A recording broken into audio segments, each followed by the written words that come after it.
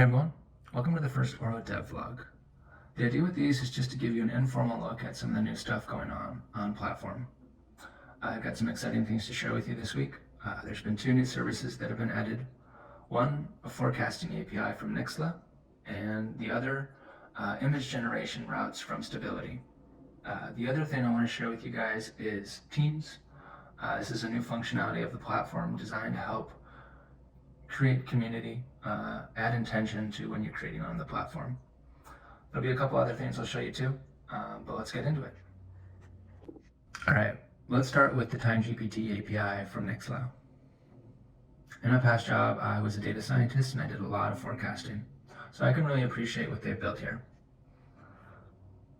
They've taken some of the concepts that have been applied very successfully in the language domain with applications like ChatGPT and other large language models, and applied it to time series.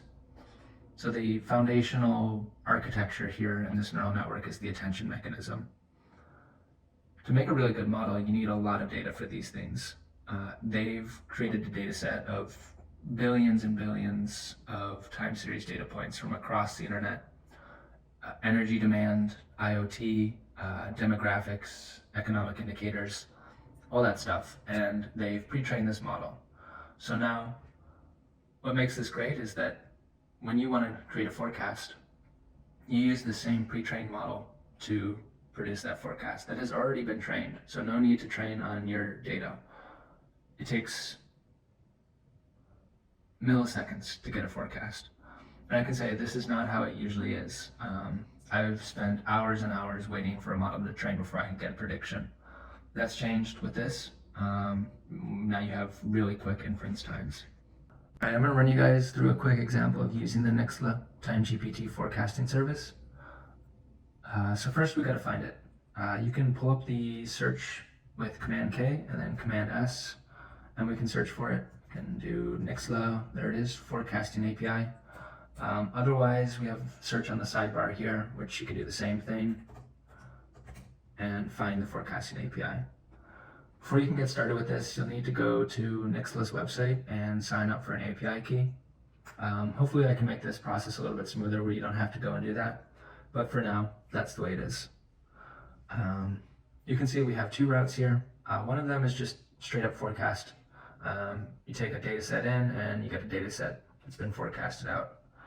The other one is like data set to post. So you get your data set, you get a forecast, but then you also get a post describing that forecasting. So in line, you'll see forecast, error metrics, other things that can be configured by the creator here. This is also an example of using the Ouro API to programmatically create assets like this post. So we're going to take a look at that. If you don't already have any data on the platform that you want to forecast, you can come to a place like Fred. Here's the CPI data. I can download that. CSVs work great here. And you want to go to the Earth layer to upload that. So just throw that file in, add it to a team. All team is usually pretty good, and then make it public. See our data there? The cool thing here too is Ouro understands what kind of data this is, time series data, and so it can recommend compatible actions that you might want to do with it. If you have time series data, you're often trying to forecast it. You might be trying to do anomaly detection or other time series analysis. Right now we only have forecasting routes, so those show up here. And this is the one we were talking about, this data set to report type idea. So you can see your data. The route needs a little bit of configuration to understand really what you want to get out of it. So horizon, thinking about how far into the future should you forecast, and then a date column and a value column, which just makes it flexible for any kind of data that you upload. And then you'll see within a few seconds we're going to get our response back, this created post that we can explore, see our forecast.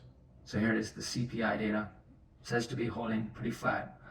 I'm going to check back in a couple months to make sure that that's holding true. But what we will also get with this now is not just the forecast, but also some additional context around this action. So oftentimes in forecasting, it's important to understand the error metrics.